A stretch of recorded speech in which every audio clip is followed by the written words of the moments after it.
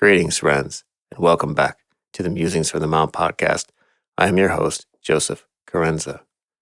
In today's episode, we continue our exploration of spiritual initiation, focusing on what esoteric traditions call the baptism, that crucial phase where we learn to master our emotional nature. Through ancient wisdom and modern understanding, we'll examine why this stage of development is often considered the longest and most challenging part of the spiritual journey. And if you enjoy this podcast, please consider going to meditationmount.org and donating. Your donation helps us to bring you this podcast, as well as all the other programs the Mount produces, both today and in the future. We are incredibly grateful and honored by your support. All right, back to the podcast, and we're going to explore what happens when spiritual fire meets emotional water.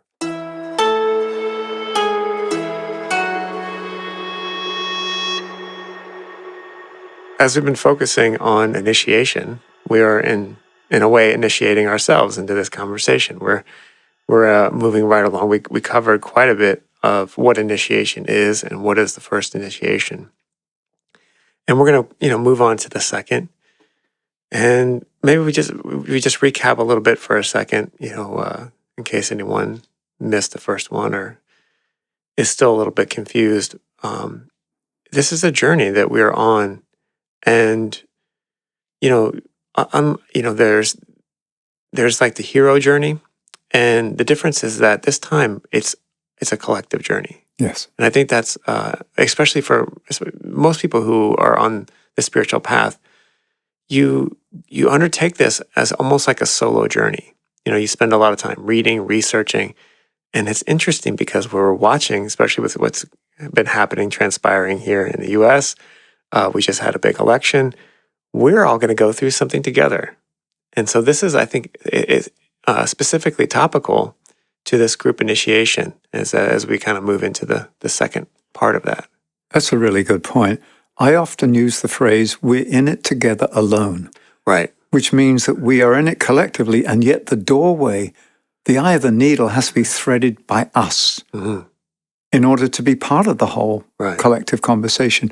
We gain entry into the field, into the group field, through our opening the door ourselves. Mm. And then we join with others, but we don't just join with others because somebody said, oh, come on in, and open the door for us. The door has to be opened by our knocking on it and our opening it. Yeah. And we talked about initiation, and once again, trying to demystify this. It's not some exclusive club you're trying to be a member of. Mm-hmm. It's said that in nature, things evolve organically over time. And it's said in the Ageless Wisdom teaching, those watchers and guides of the evolution of human consciousness on the planet said, well, if we just let this take its own time, it may be slower than the rhythm that's needed for the unfolding of the destiny of the planet itself. So we're going to introduce a process that actually accelerates growth. It doesn't bypass any stages. You have to pass through everything. The only thing is it compresses time. And we're going to call this process initiation. And we're going to put the pressure on. It's going to be like a pressure cooker. We're going to have fire. So it's going to be a fiery path. And we're going to be here as mentors to help when asked. And so this is a sort of paraphrasing the Ageless Wisdom teachings. And we said last podcast, Joey, that it's as though we're living in a greenhouse. In a greenhouse, in the winter, you can actually grow things which you couldn't outside in the cold. And I was thinking, it's not just a greenhouse that is warm. This has got grow lights, and these grow lights are the light of the soul, of our own soul, but it's also the light of the watchers and the guardians and the guides who are, as we've said before, postgraduate humans. They've graduated with a degree. They radiate a degree of light and warmth from their soul, which is conducive to our growth. So we, once again, are not doing this alone as a group, as a collective. We're doing it as part of the evolution of the planetary life. And so everything is this great chain of being, this great chain of blessing, this what's called in the teachings the great chain of hierarchy, which simply means There are people who are, at the moment, wiser and more illumined than us, and their job is to hold us and to create the space in which we can grow into a greater expression of the truth of who we are. And then in turn, we hold that same space for others. So it's like everyone's holding the door open for everyone else, not just on a personal level, but because when everyone holds the door open for everyone else, then the life force can circulate and flow freely throughout the body of the planet or the body of the cosmos. It isn't, I do you a favor, I scratch my back, you scratch mine. No, we do it so that life can circulate. So it takes it out of the selfish. Well, it's not transactional. Hey, man, if you help me, I'll help you. Yeah. No, you do that because life says, I can't be blocked. In order for life to express itself, the channels have to be open and clear. And that's what we're going to be looking at with the second initiation, the further clearing of the channels. But it's good that we sort of took a little time out and just recap, because this may be the first of the podcast series that people are tuned into. If it is, I'd recommend you go back and listen to the first two. This is the third one, and we may need a fourth one. We're going to be covering the second initiation, and then I want to touch on the third initiation and briefly on the fourth, because beyond that, we haven't a clue. Not only the words that are written don't do justice to it. It's like looking at a colored landscape through black and white, or through a different dimension. It's like the writings of the Ageless Wisdom teachings at the moment will be like scratchings on a cave wall. When you get to a place, it isn't, oh, let me read what it's about. Isn't it? You don't take your tour guide on this and say, oh, right, what's next? Oh, right, you could go visit this church or go visit this cathedral or this monument, as you do when you're a tourist. We're not tourists. We're pilgrims. And we are fully engaged on the path, as the path. And therefore, our guide is an inner guide. It's the light of the soul. It's the light of those souls that watch over us and are our tour guides. So it's like tour guides use it. They hold up like a flag and everyone has a symbol around them. Well, that's right. The soul, it holds up its flag, which is its light and its magnetic radiance, and we gather around that. So the soul of humanity also is our tour guide. Not only our tour guide, but it's who is really wanting to be on this journey, because the degree to which we unfold and expand through initiation, the soul of humanity can actually incarnate through us fully. So it's not a vicarious experience or expression of itself. It's the real full-on thing. But that takes time, and that takes growth by degrees. That's why in initiation you talk about a certain degree of initiation, whether you're talking about the Freemasonry and its degrees, or the degrees on the path that we're talking about from our lineage. A degree, for me, what's the symbol of a degree? It's a circle, isn't it? That's the symbol. And so I see it as a sphere. So a degree is a greater sphere into which you expand. So we do it by degrees. That makes sense to me. Yeah. And sticking kind of with the gardening or plant life analogies. So the first initiation is kind of like the seed or the germ. And now the second is like the seedling, right? Or the sprout. As we'll see, the first one was called birth, the first initiation, birth, which is where you wake up to, oh my gosh, I'm actually growing. I am the I that is growing. Right.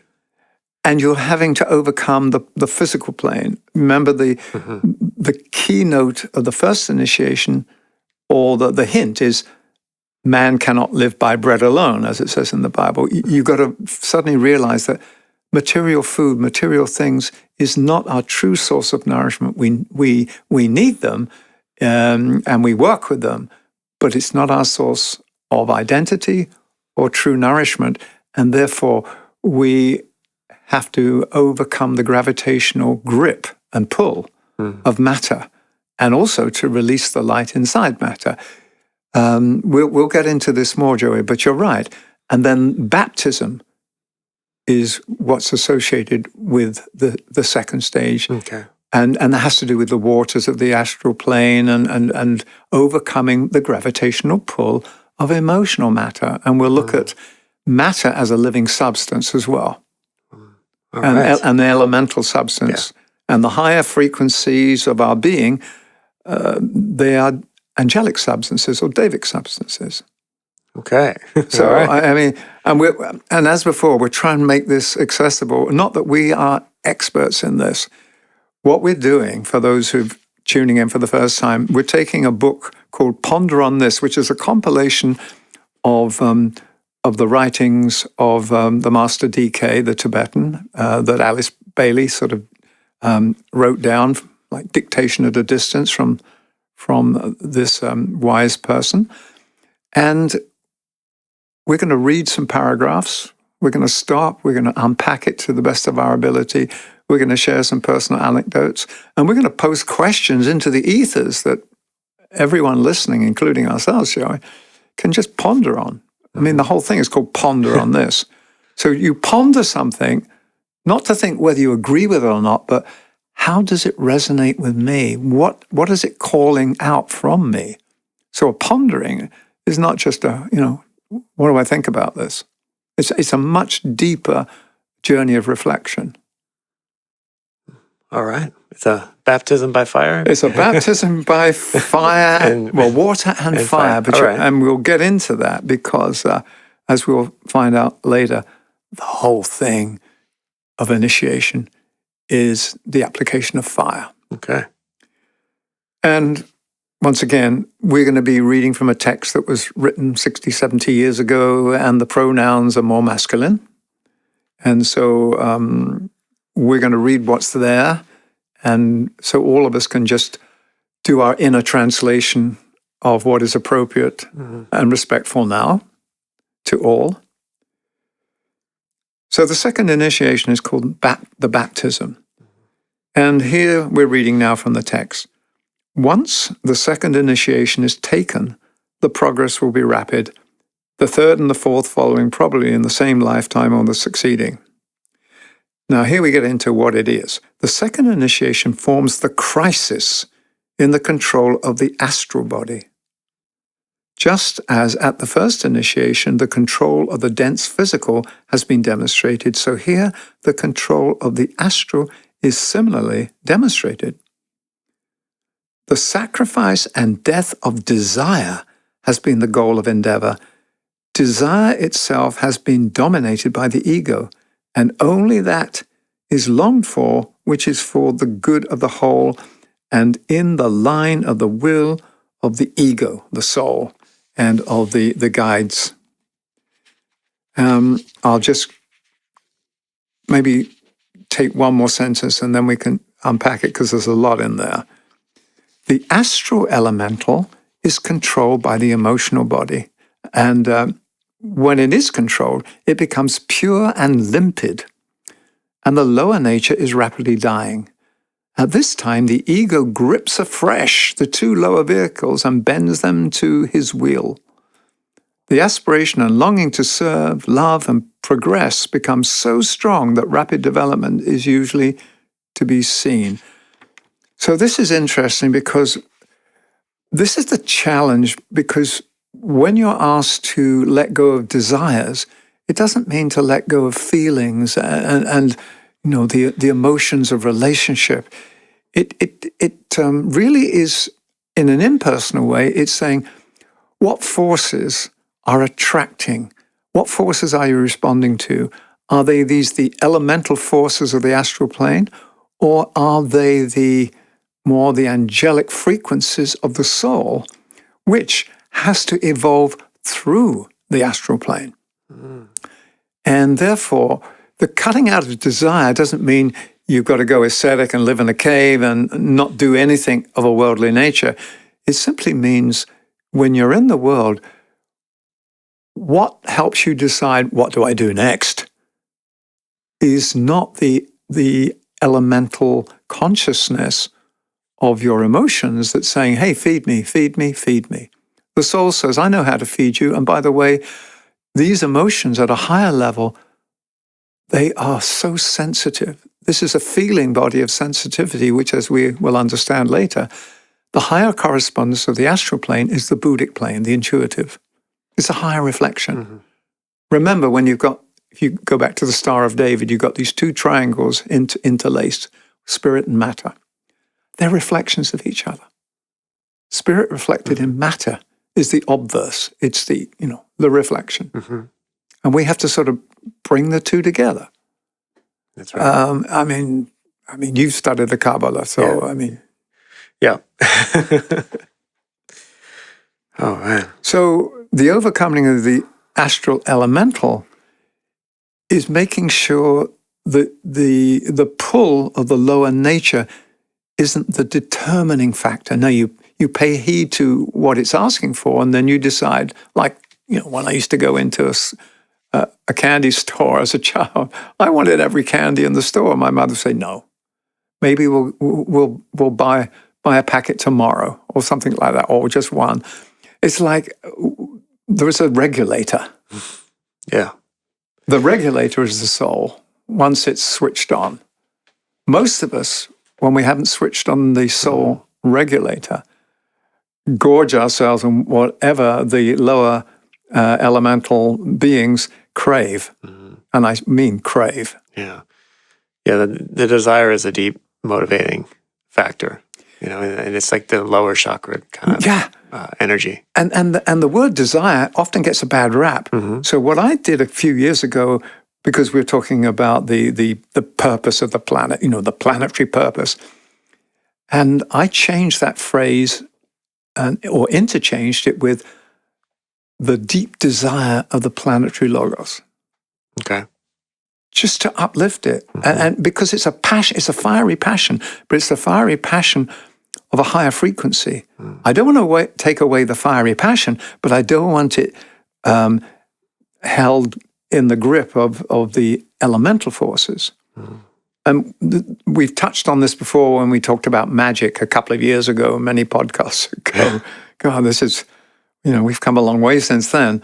But we talked about when you work with substance and when you work with magic, magic is the art and science of building on the outside what you desire from the inside.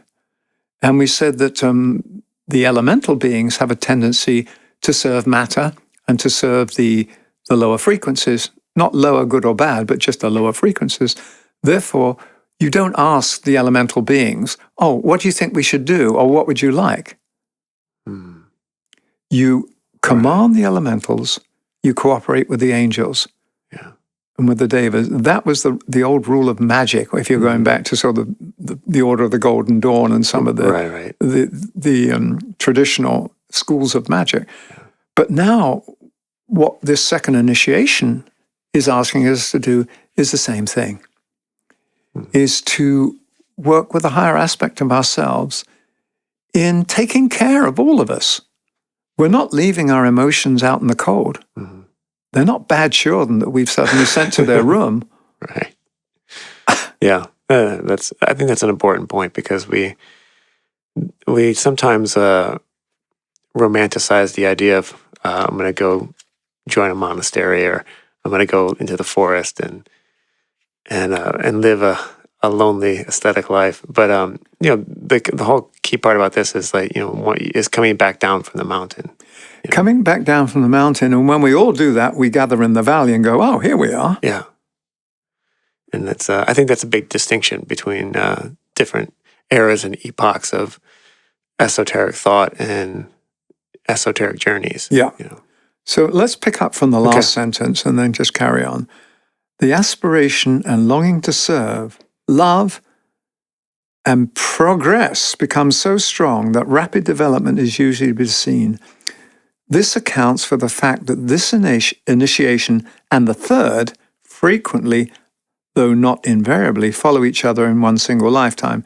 It's like once you've gotten over the main hurdle, the logjam has been released. The first and second is the big logjam. Right. So at this period of the world's history, such stimulus has been given to evolution Here you go. This is where they've applied the fire, they've turned up the heat, the grow lights. Right. Yeah. Intentionally to help us through this this stage, because it's pretty dark down here. At this period of the world's history, such stimulus has been given to evolution that aspiring souls, sensing the dire and crying need of humanity, are sacrificing all in order to meet that need. This is where people are waking up. Hey, I can't just be living for myself. I got to be a service to others.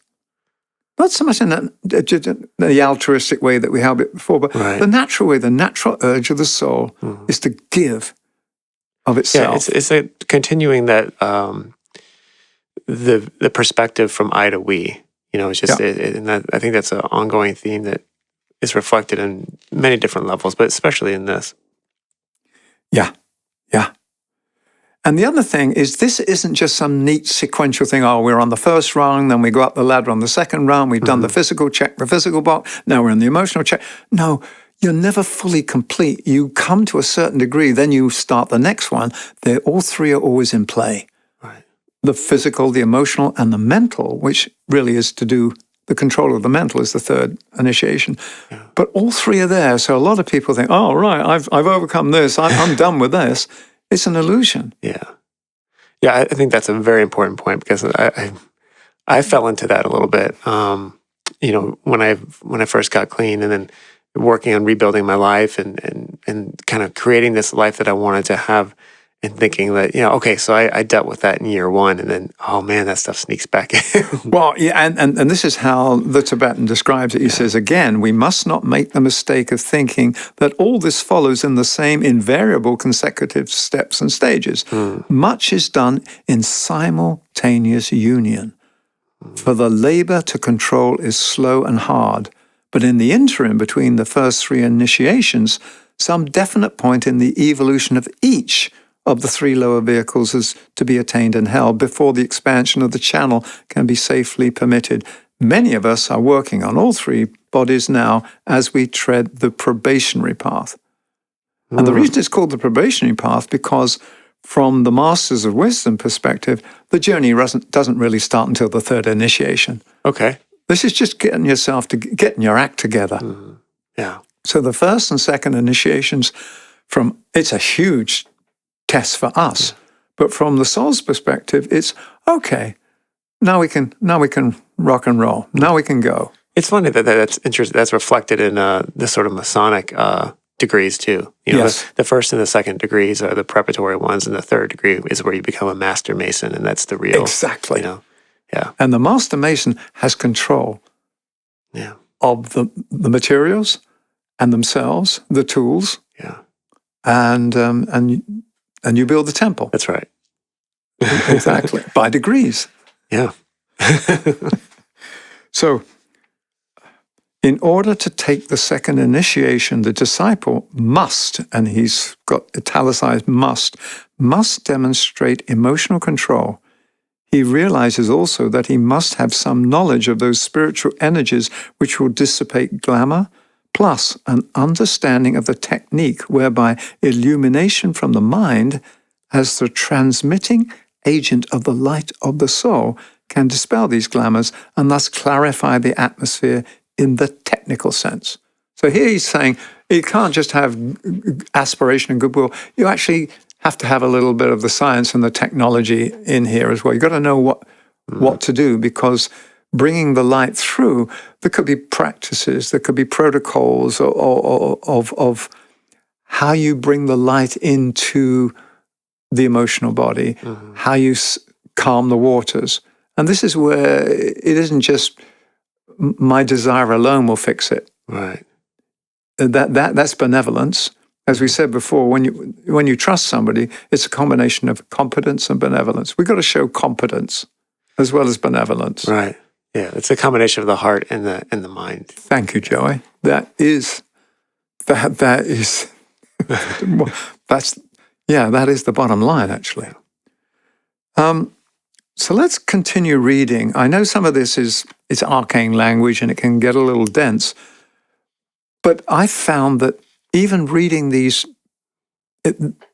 sentences in this language, they were transmitted and received. They were transmitted from a person who had the light of understanding. So the words themselves are vehicles for wisdom. It isn't like, do I understand the words? The words also carry light inside them. It's like, so when I read the words, I'm also picking up on the intent of the sender, of the person dictating it. And that's why when you study spiritual teachings from different wise beings, you also pick up on the light that they transmit through the words themselves. All right. So, I might emphasize that as yet, no initiate demonstrates complete control during the intermediate period between any initiation and the next high initiation. The intermediate period is regarded as a cycle of perfecting. That which is being left behind and subordinated to the higher realization is slowly dominated by energies which are to be released into the consciousness of the initiate at the initiation for which he is being prepared. This interim period is always one of great difficulty. One of the reasons is because you've got a glimpse and you've been sort of, this is the to be, and you're struggling with the as is. And the gap between the to be and the as is, if it's too big, I mean, mind the gap. Yeah. I mean, that's it's not a one-to-one relationship, but something that has come up recently. I keep seeing this quote around in various spaces that you can ignore reality, but you can't ignore the consequences of reality. Thank you. And I think that also goes back to the mind heart. Often our heart is much more, is maybe softer or more willing to take the long way around things, but it's having the critical knowledge, but then also the compassion. The compassion also is the ability to include, tolerance, inclusion, compassion. These are the qualities of the heart. It doesn't mean it's slow and plodding. Right. It simply means it can hold the things that the mind may be polarized in. Mm-hmm. Yeah. So, okay, now, so here's the reality. Okay. So now DK is going to give us the reality. The initiatory process between the first and second initiations is for many the worst time of distress, difficulty, realization of problems, and the constant effort to clear himself, quote unquote, as it is occultly called, to which the disciple is at any time subjective. The phrase stating the objective of the initiate is to clear himself is perhaps the most arresting and illuminating of all possible definitions of the task to be undertaken. So let's have a look. What does it mean to clear yourself? It doesn't mean to banish and to throw them out. Okay. To clear yourself is to unhook yourself and get rid of all the sticky threads that are binding you. Yeah. And if you're going to go to the more technical side of the esoteric understanding, it's said that the lower nature is governed by the lunar Petries, these lords of the moon. Mm-hmm.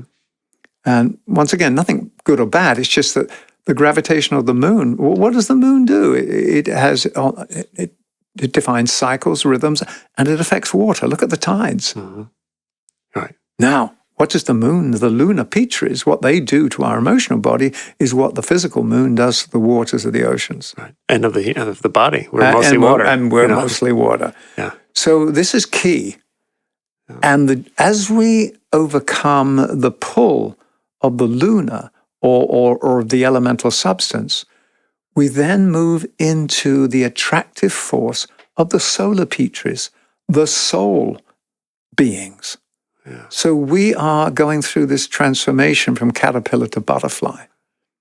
And if you like, the chrysalis, the pupa, the green soup stage is the first, second, and third initiations. I hadn't thought of it like that before, but it really does make sense. It is, because the fourth initiation is the butterfly. Yeah. Right. And so you're building your baseline back up. You're building this new you're commanding control of these elemental forces, Right. to create, like, cell by cell, this new being. And as we know, deep inside the caterpillar lives the imaginal cell that contains the promise of the butterfly. Yeah. Right. So inside of all of our atoms is this promise of who we are. Yeah. And yet, the tendency and the decisions we make in life are still governed by the gravitational pull on the tides of our emotions. Mm. I mean, we see that on the full moon. I mean, We do. yeah. Yeah, that was one. Gary Larson, those who are familiar with the cartoonist from the Seattle area, and he did this. He did so many wonderful cartoons. One was a dangerous combination of low IQ and full moon. It's like, but what he's saying there is that there's a time when you're totally controlled by the elemental forces, and they don't have in their job description to take you to the soul. That's right. Yeah. Their job is to provide substance for living on earth. Yeah. And it's part, I guess, is your duty to sort of marshal and master those forces. So this whole switch from lunar to solar Petries describes the journey from the first and the second and the third initiation. So when you get to the fourth, you are controlled solely by the solar Petries. Okay. The soul is controlled. And then we'll see later. Yeah. And this is a spoiler alert. Spoiler alert. That's all right. The soul actually disappears. If you thought the soul was eternal, no. It's a temporary bridge until spirit infuses until the two triangles, the ascending and descending triangles, are perfectly fused. Yeah. That's a wild one for most people to wrap their heads around. Because we're identified as the soul. Yeah. And we're I think we're just kind of coming to terms with, even in the sense, if you're not a very religious person, that the soul is eternal and that there's something that continues on. And then you read these teachings and you're like, wait a minute, what? No, life is eternal. And the spirit of life is the highest fire. Yeah. Now, the fire needs a fireplace, as we said before. The soul is the only fireplace that can handle monadic fire and have it walk around on earth. Yeah. Contained and concealed inside the heart, inside the soul. Yeah. But then at some point, when we have done the work and we have transformed our bodies into, if you like, a solar being, then we can handle the fire of spirit. And the two merge. So nothing dies. It just says we no longer need training wheels. We no longer need a bridge. We also have, as humans, because we have this narrow perspective, we become very attached to perspective. Yeah. And part of it is you're realizing, in the same way that we can only see a small spectrum of colors or the visible light, but there's still this giant symphony of other wavelengths that you don't see and experience. Yeah. And we're speaking as if we know all of this stuff. I mean, this is just what I'm picking up, what I'm sensing.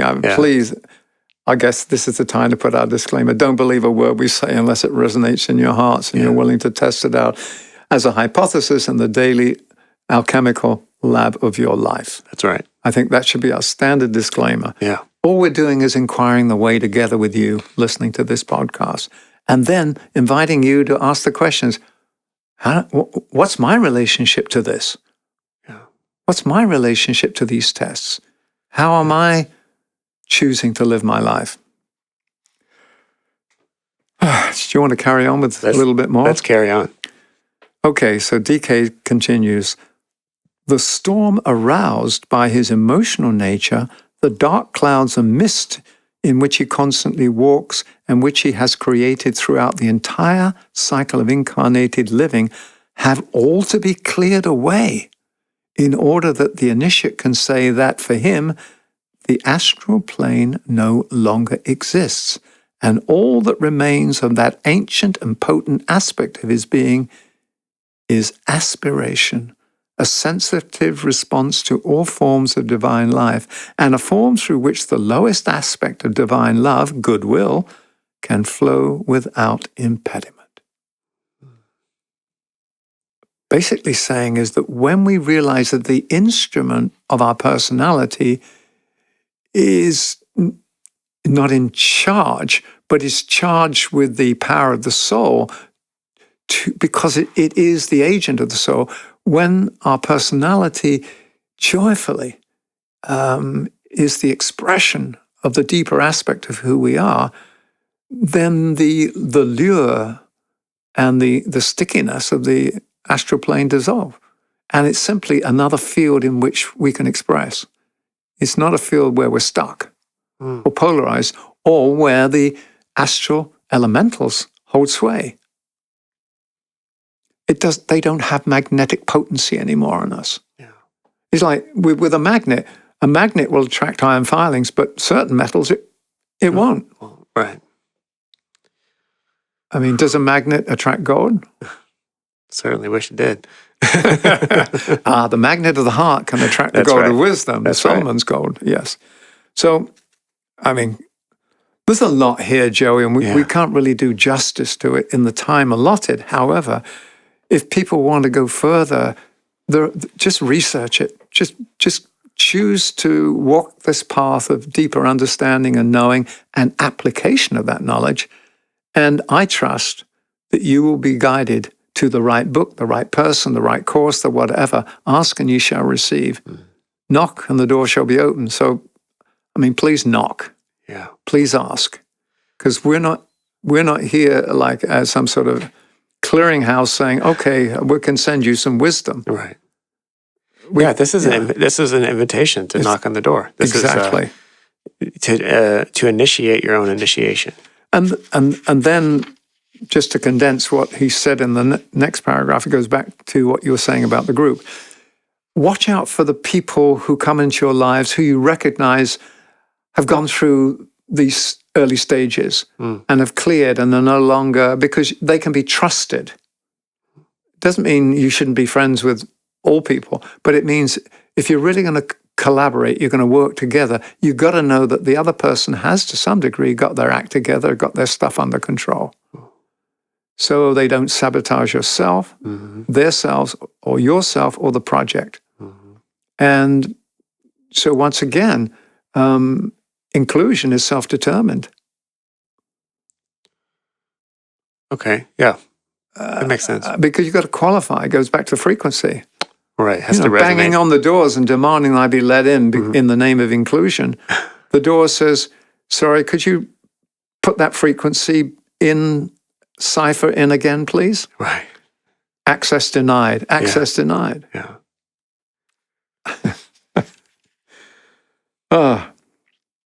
So it says it should be remembered that the masses of people can and will take the first initiation, but that a very large group of aspirants, and aspirants is, I think, all of us listening to this podcast, of who aspire to be more than we currently are. Right.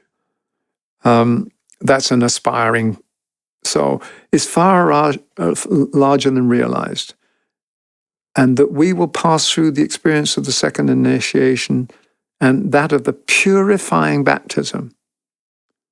So this is where we're going to start looking at what purification means on the astral again for the second initiation.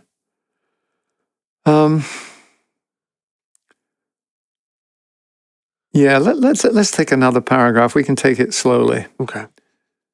This second initiation, as now undergone, is to some extent one of the most difficult.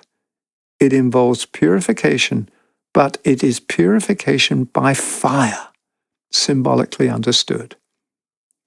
The occult application of fire to water produces certain most serious and devastating results. The water, under the action of fire, quote, is resolved into steam, and the initiate is immersed in the fogs and miasmas, the glamours and the mists, close quotes, thus caused. And this is what we covered before. Right. The fires of the lower mind and the fire and the of the emotions, the waters of the emotion, they create the fogs of illusion, the mists of Maya. So when we're talking about clearing, we have to use a greater fire to clear. What is the basic goal of the initiate who has taken the second initiation? What therefore lies ahead of the initiate who has entered the purificatory water, or rather fire? To what is this disciple pledged?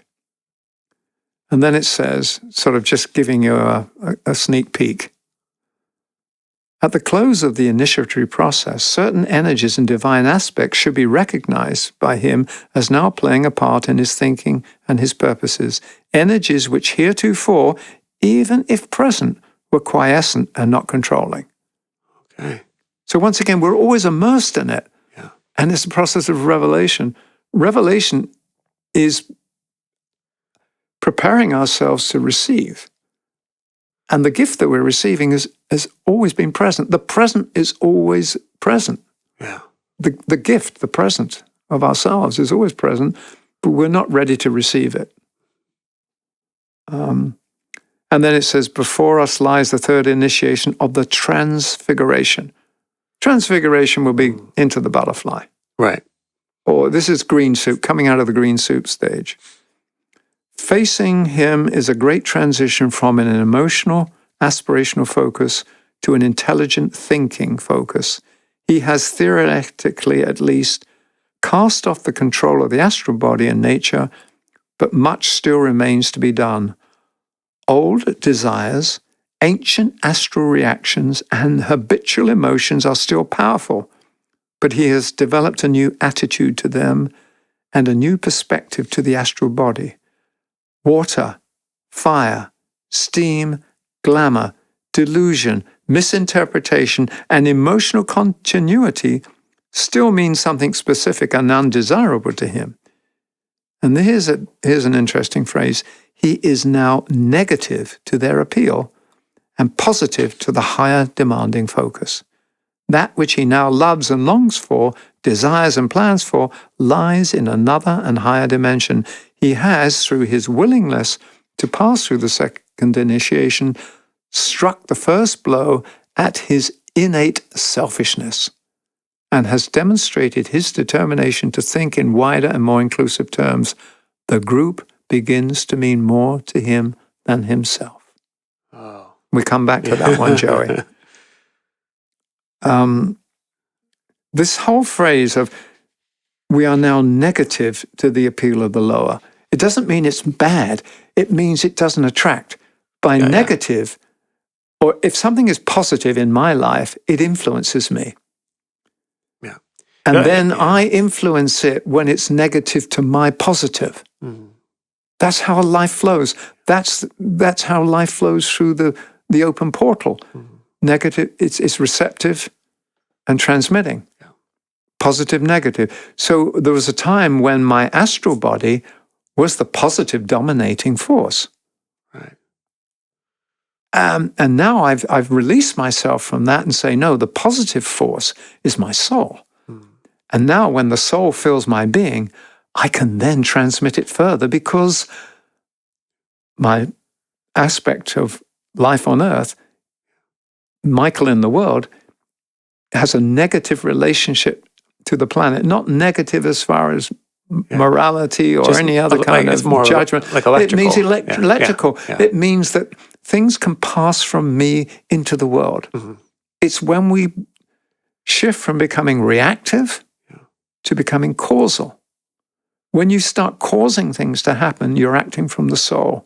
Causing good things to happen. The soul is also called the causal body. Yeah. So that for me is a huge switch. And this idea of negative and positive, if we understand the deep electrical meaning of that, we understand what receptive meditation means.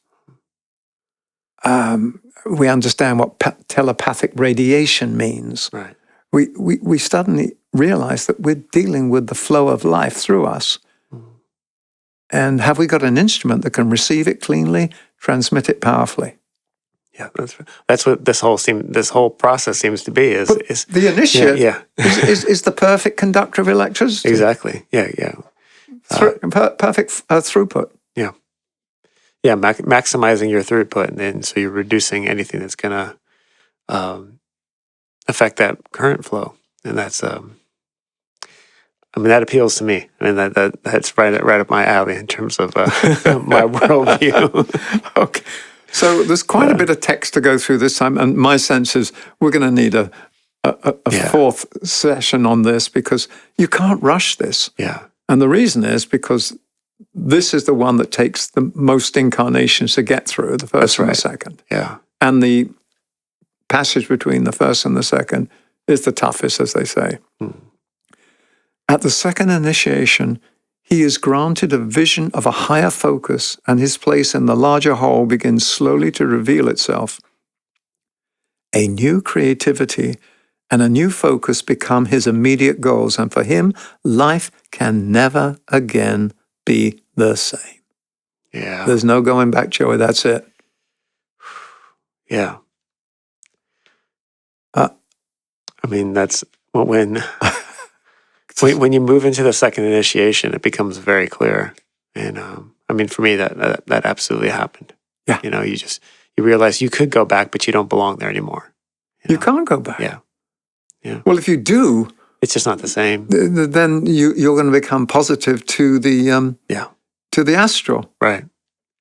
Yeah. And all the work to free yourself and become positive to the soul, so the light of the soul can flow through you, dispel the glamours, and be of service in the world. That's right. You're doing yourself a disservice. And then hence the world a disservice. Exactly. Yeah. Oh, man. The old physical attitudes and desires may still at times assume control. Selfishness may continue to play a potent part of his life expression, but underlying these and subordinating them will be found a deep dissatisfaction about things as they are and an agonizing realization of failure. See, this is where it gets really painful. Yeah. It's like, this is where I get hard on myself. I screwed up. Oh my God, how could I have been captured for those many lives or how many years? I didn't realize I was in the orbit of that pattern. Mm-hmm. Yeah, I mean, I tend to look at it, moving from unskilled to skilled. But it's like when I try to tell people about this, it's like the moment you develop the skills, the moment you're in the skilled space, you have to completely forgive yourself for being unskilled because you were unskilled. You can't lament it. Well, and that is a perfect segue to the next sentence, Joey. Yeah.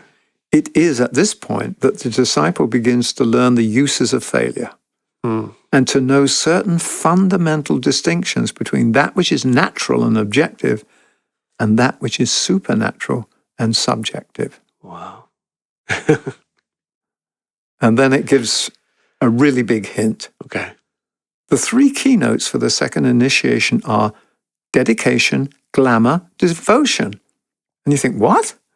No, dedication resulting in glamour, which is dissipated by devotion.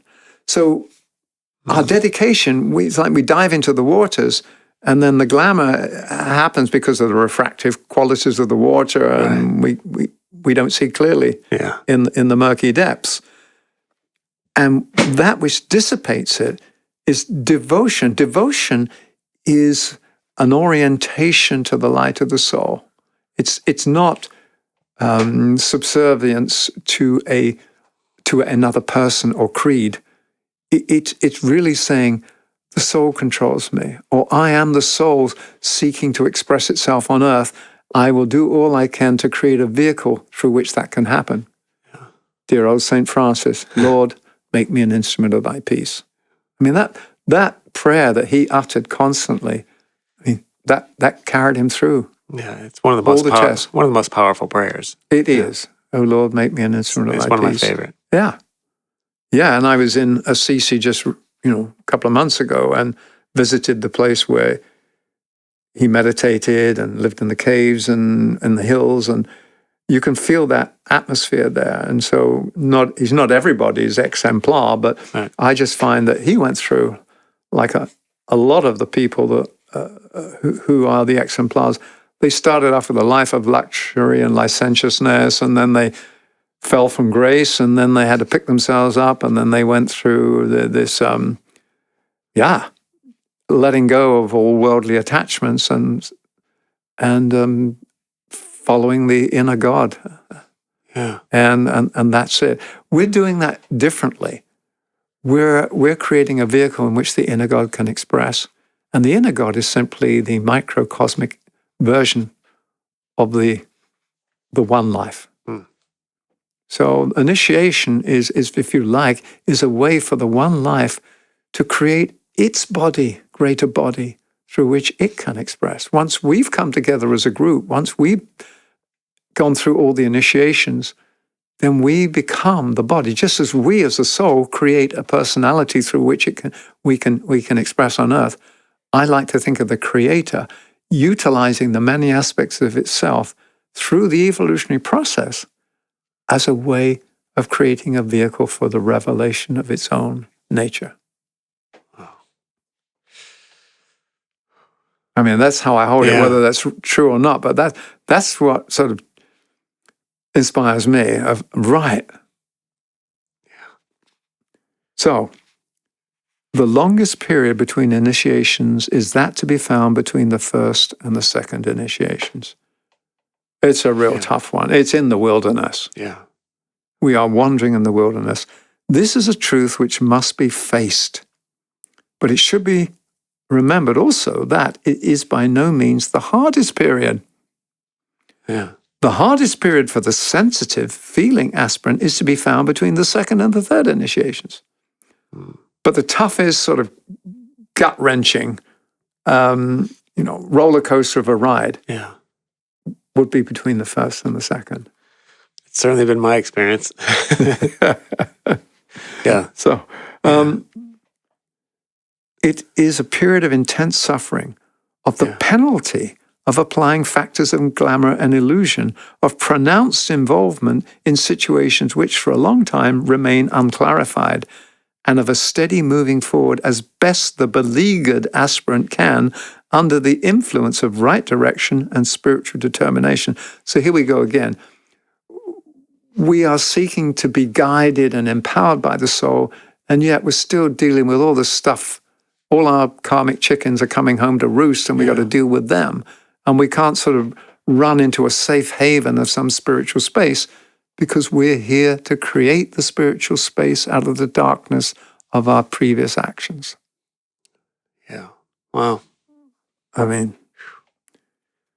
I think we could take a deep breath. Yeah. This is what I think where we all are finding ourselves. I agree. In this particular stretch, we're in the wilderness, and it can get, feel like an ant crossing a desert. Okay, carrying on. This he has usually to do in the dark, working under the action of the logical and understanding mind, but seldom under the influence of inspiration. So this is where the mind says, oh my God, what's happening? I'll tell you what's happening. We're all going to hell in a handbasket. And the soul's going, basically can't say, all is very well. Right. Just keep going. Keep going on. So the only way out is through. Yeah, that's certainly this portion of the journey. Yeah. Then it says, nevertheless, the good work goes on. The emotions are brought under control, and necessarily the factor of the mind assumes an increasingly right importance. The factor of the mind, we're talking now about the higher mind, the discriminating, discerning mind that is being influenced by the next level, the Buddhic level, the soul level. So the light that fills the higher mind is the light of inspiration. And it isn't the analytical mind that automatically goes into dualistic thinking. Light, flickering, and as yet uncertain and unpredictable, pours occasionally in from the soul via the mind, adding frequently to the complications, but producing eventually the needed control which will lead to and result in freedom. See, this is what happens. You're going along and then you think you're doing well, and then you get a flash and go, oh my God, I thought everything was cool, but it's not. And so it's like the more you know, the less you know. The more lights that shines on you, you realize, oh, I thought I was really full of light. I was just full of it. That's a big part of this process, though, right? I mean, realizing that. Yeah. Anyway, we're going to end on some hopeful passages here. There's a little bit more. Let's uplift it a little bit. So it says, ponder on these things. Whenever he says ponder on these things, he's saying, look, here's a key. Yeah. Freedom is the keynote of the individual who is facing the second initiation and its aftermath, preparing for the third initiation.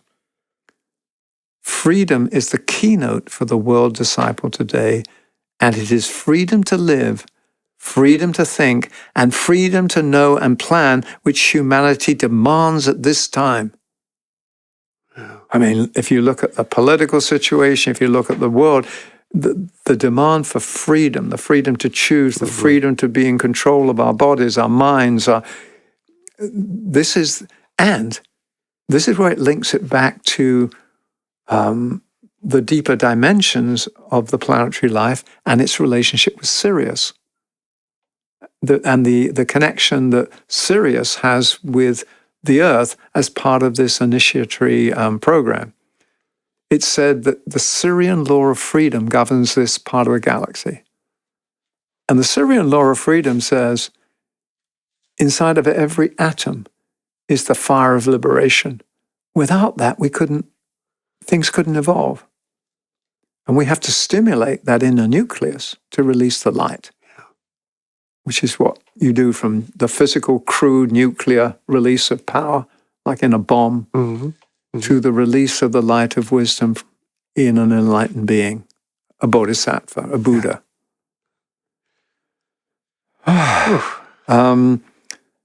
So 2 more sentences. Many, many long lives can elapse between the first initiation and the second. Long, long interludes of silent and almost unapparent growth. And this is where we can get a little despondent. Oh my God, here we go around again. Groundhog Day. Groundhog Day. Groundhog Day. I mean, that movie had some it was a deeply philosophical movie. Yeah. And then finally, the last thing we're going to read today from the Tibetan. The second initiation is a profoundly difficult one to take. For those upon the first or second rays of aspect, it is probably the most difficult of them all. First or second rays of aspect, aspect and attribute, is said that the first 3 rays of the 7 rays are called rays of aspect. The final 4 are called rays of attribute. And so the first ray of will, the second ray of love, wisdom, and the third ray of intelligent activity. So those who are fired up with purpose and following the first ray, and those who are sensitive and open to receiving love and wisdom, we get overly sensitive. And so it's a difficult one because we're developing equipment that needs to be sensitive, and yet it can't be so sensitive that it can't handle the incoming signals. Right. Yeah, that makes sense. So I guess, well, let's just wrap this up because you mentioned earlier about fire, and we've said that initiation really is fire. It's said that transformation is the expansion from one state of consciousness to a greater state of consciousness. And this expansion is a journey through the agency of fire. That's the phrase used in the Asia's teachings. The agency of fire. You have to have fire to complete the process. Just as if you're a potter and you've created your pots and you've got to put them in the kiln, you've got to bake them in fire so that they come out as the finished product. We've got to go through the fire for purification, but also for the finishing. Yeah. Because we have to stand as fire. And as we know, fire burns everything except itself. So it's a revelation of the fire that lives inside us. That's initiation, is preparing us and preparing the instrument so that the revelation of the fire of love and the nuclear power of the one life can find a safe space in which to reside and from which to bless the world. And I go back to freedom. And we go back to Ellis Island. We go back to the Statue of Liberty. Mm-hmm. It was a gift from France. You know? Yeah. From their revolution, the call for liberation. So, and it's a torch held high. So the torch of freedom and liberation held high represents, if you like, what I talked about. That's the same fire that lives at the heart of every single atom in this particular solar system, is infused with the Syrian law of freedom, the fire of freedom, the fire of liberation. It's our guarantee of resurrection. It's our guarantee of the release of the light of truth and the release of the light of love. And initiation is the path by which we grow the competency and grow the skill, the love, and the power to be the light and love of life on earth. Yeah. I mean, and we're in the middle of it. And sometimes we lose sight of that, Joey. So what are you taking away from this particular exploration? Well, for me, this is just an amazing revelation because, and I feel this way every time I go back to this stuff, is you start to map your own life onto this journey. And man, the purification, the tuning your instruments so that you can better be of service, so you can transmit more energy. And for me, that all manifests itself in sort of the disillusionment of desire. And for me, the thing I've noticed is just how I've become less enamored with my own opinions, my own thoughts, and more with how is this thought beneficial? And so it's just really about changing that perspective from I to we. And that it sounds like such an easy thing to do, but it's absolutely transformational. And it's almost goes against your programming, your animalistic programming. So. Well, thank you. That's a really important point, because if I have a belief and I so believe it that it becomes who I am, my identity is tied up with my belief. Right. It isn't Michael is a soul with this current level of understanding called a belief, a lens through which I view the world. No, it is who I am. Uh-huh. And therefore I will fight to the death to defend my belief. Right. Which means I'm stuck. Yeah. If you look around the world at the moment, we are stuck in beliefs. We're a lot of stuck. Yeah. Doesn't mean we shouldn't believe or have opinions, but when those opinions become our source of identity, and as we said before, in America, we have a second ray soul here, which is love, wisdom, which aspires to goodness. We have a sixth ray personality, which is devotional, which in its higher aspect really just follows through on this desire to love. But in its lower aspect, when it is still captured in the gravitational field of the astral elementals, it becomes fanatical. So when we talk about liberation, the liberation for a nation or for an individual, it's the same thing, just different scale. Yeah. So the whole world is facing the first initiation. That's what we're saying. And in order for that to be successful, a certain percentage of humanity as individuals and as groups have got to get further and at least attain the second so we can help the collective go through the first. The collective always moves at a slower rate. Sure. Yeah. But the fire of Sirius, or the fire of life that lives at the heart of everything, this fire of liberation, is the ultimate guarantee that life is, as we said in our recent podcast on death, there is no death. There is only the continuity of consciousness, which is the way that life marks its passage through time, space, substance, and that's how it is. So, and those of you listening to the podcast, just take some time, if you wish, by yourselves to say, So what's calling to me? At this urgent time on the planet, and at this time of both emergency and emergence, what is the signal that I'm responding to? And what do I have to do to clear away the field, or clear the field, so that I can receive the signal in a non-distorted way, respond to it in a non-distorted way, in a loving way? So initiation isn't just an escape vehicle. It's actually a process by which we can be more fully engaged in life, and life can be more fully engaged with us and through us. Yeah. So those are my sort of closing thoughts, Joey. Thank you, Michael. That was a deep dive, and that really resonated.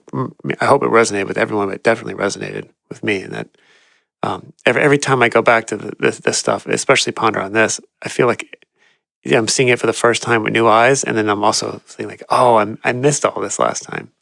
Well, the light wasn't turned up so I could see it. Yeah. All right. Well, thank you, Joey. Thank you, Michael. And then we'll come back and we'll touch on. We'll wrap it up with the third and the fourth. Third and the fourth. Put a little bow on it. Okay. All right. Thanks, Michael. I'll see you next time. Thank you.